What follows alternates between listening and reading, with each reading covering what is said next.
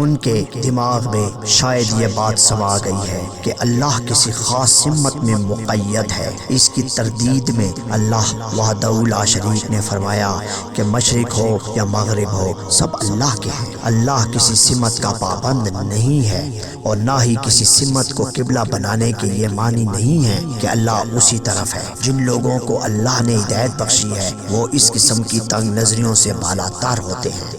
اسی طرح آگے چل کر نماز اور صبر کی تلقین کے ساتھ وہ مشہور آیت ہے جس میں کہا گیا ہے کہ اللہ کی راہ میں شہید ہونے والوں کو مردہ نہ کہو، ایسے لوگ تو حقیقت میں زندہ ہیں مگر تمہیں تو ان کی زندگی کا شعور ہی نہیں۔ اور یہ کہ ہم انسانوں کو تکلیفوں اور خوف و خطر و نقصانات میں مبتلا کر کے اس کی آزمائش کریں گے، اور ان حالات میں جو صبر کرے گا اور انا للہ و انا الیہ راجعون کہ ہم اللہ ہی کے ہیں اور اللہ ہی کی طرف ہم پلٹ کر جائیں گے۔ یہ جو آیت ہے انا للہ و انا الیہ راجعون یہ سورۃ البقرہ میں نازل ہوئی تھی۔ اسے خوشخبری سنا دو کہ ان لوگوں پر ان کے رب کی بڑی عنایات ہوں اور یہی لوگ راہ راست پر ہیں۔ اس کے بعد جاہلیت کے زمانے کی حلال و حرام پر بحث کرتے ہوئے کہا گیا ہے کہ لوگوں زمین میں جو حلال اور پاک چیزیں ہیں انہیں کھاؤ، اللہ کا شکر ادا کرو۔ اب کچھ ہدایات حرام حلال کے متعلق ان آیتوں میں دی گئی ہیں۔ مردار نہ کھاؤ، خون جس چیز میں ہو اس کو نہ کھاؤ، سور کے گوشت سے پرہیز کرو، ایسی چیز جس پر اللہ کے سوا کسی اور کا نام لیا گیا ہو وہ ذبح نہ کرو اور نہ استعمال کرو اور نہ کھاؤ۔ ہاں، جو شخص مجبوری کی حالت میں کہ اب اسے کھانے کو کچھ نہیں مل رہا اور زندگی اور موت کی کشمکش میں ہے تو وہ ہر چیز کھا سکتا ہے، مگر اس کا ارادہ قانون شکنی کا نہیں مگر ضرورت سے بڑھ کر تجاوز کر کے وہ نہیں کرے گا۔ جتنی اس کی ضرورت ہوگی اتنا وہ استعمال کرے، اس پر کوئی گناہ نہیں۔ ان آیات کریمہ کے بعد قصاص کے متعلق اللہ نے کچھ ہدایات نازل فرمائی کہ اے ایمان لانے والے تمہارے لیے بھی کچھ ہدایات ہیں۔ آزاد آدمی نے اگر قتل کیا تو آزاد ہی سے بدلہ لیا جائے گا، غلام قاتل ہو تو غلام ہی قتل کیا جائے گا، عورت اس جرم کی مرتکب ہو تو عورت ہی سے قصاص لیا جائے گا۔ اگر کسی قاتل کے ساتھ ورثہ نرمی کرنا چاہیں تو خون بہا راستی کے ساتھ ادا کر کے تصفیہ کیا جا سکتا ہے۔ اس کے بعد اللہ تبارک و تعالیٰ نے وراثت کے متعلق بھی آیات نازل فرمائی اور وراثت کا قانون بھی مقرر کیا اور لازم کیا کہ مرنے سے پہلے وصیت ضرور کرو تاکہ اس کے مرنے کے بعد نہ تو خاندان میں جھگڑے ہوں اور نہ کسی حقدار کی حق تلفی ہو۔ لہٰذا جو صاحب مال ہو اسے چاہیے کہ مرنے سے پہلے وصیت کر کے جائے اور تقسیم کر کے جائے۔ اب آگے کی آیات میں روزے کے متعلق ہدایات نازل ہوتی ہیں کہ پرہیزگاری کے لیے روزہ فرض کیا گیا ہے۔ روزے کا بنیادی مقصد جو ہے وہ پرہیزگاری ہے۔ لعلکم تتقون یا ایھا الذین آمنوا کتب علیکم الصیام، یہ جو آپ لوگوں پہ روزوں کو لکھ دیا گیا ہے، کتاب کیا گیا ہے، لعلکم تتقون تاکہ تم پرہیزگار بن جاؤ، اور اس کے دن مقرر ہیں۔ اگر کوئی بیمار ہے یا سفر میں ہے یا پھر اسے کوئی شرعی عذر ہے تو وہ دوسرے دنوں میں اگلے رمضان کے آنے سے پہلے اپنی تعداد جو اس نے افطار میں گزاری ہے وہ پوری کر لے، مگر اگلا رمضان کے آنے سے پہلے۔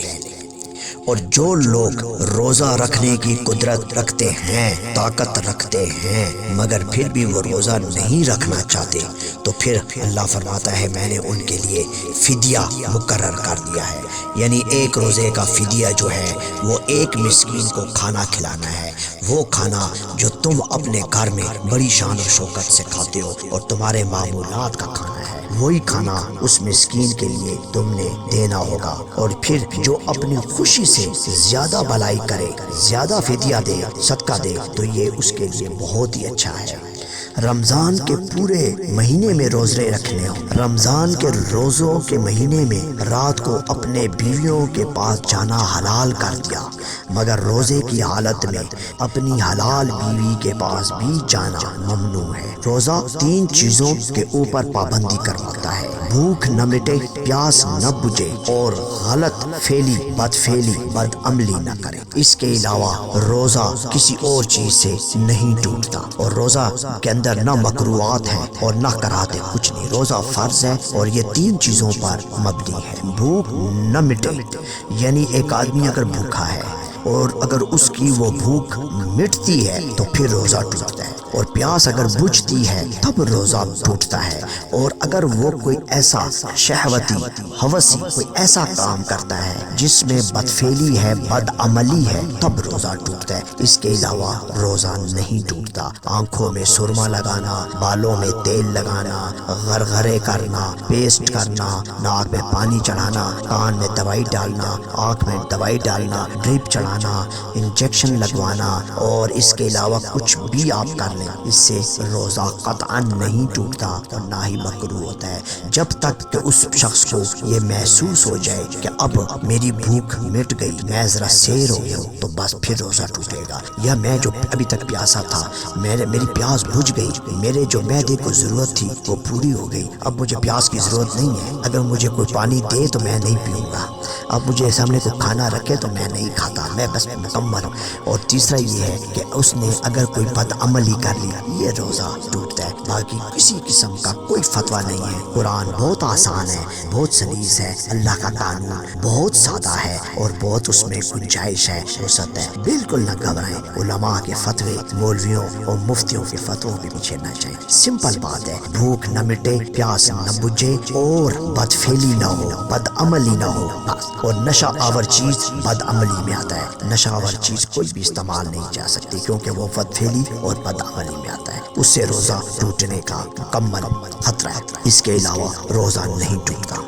اسی لیے اللہ نے روزے کی حالت میں اپنی حلال بیوی کے پاس بھی جانے کو ممنوع قرار دیا ہے۔ رمضان کے روزے کے مہینے میں رات کو اپنی بیویوں کے پاس جانا حلال ہے۔ روزے کی حد جو ہے وہ طلوع آفتاب سے شروع ہوتی ہے، رات کے اندھیرے سے سحری نہیں ہوتی۔ روزہ شروع ہوگا جو اس کی حد مقرر ہے وہ سورج نکلنے سے کچھ پہلے، صبح روشنی ہو جائے مکمل، اندھیرا چلا جائے، روشنی آ جائے، ابھی سورج نہیں نکلے، جب سورج طلوع ہوگا روزہ بند ہوگا۔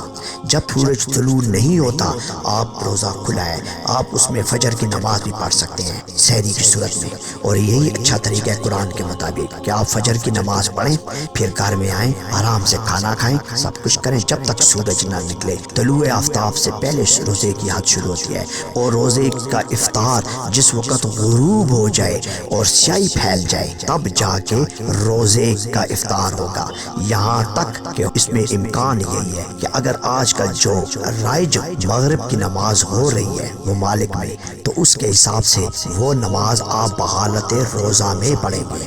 3 فرض پڑھنے کے بعد 2 سنتیں ادا کرنے کے بعد جب گھر میں آئیں تب روزہ افطار کریں گے، کیونکہ اندھیرا تبھی چھاتا ہے اس وقت جب شام کی آذانیں ہوتی ہیں، اس وقت سیاہی نہیں آئی ہوتی۔ اللہ نے قرآن میں روزے کے بارے میں جو افطار کرنے کے بارے میں فرمایا ہے، لیل جو ہوتا ہے وہ رات کے ساتھ ملتا جلتا اس لیے ہوتا ہے کہ اس میں سیاہی کا آنا بہت ضروری ہے۔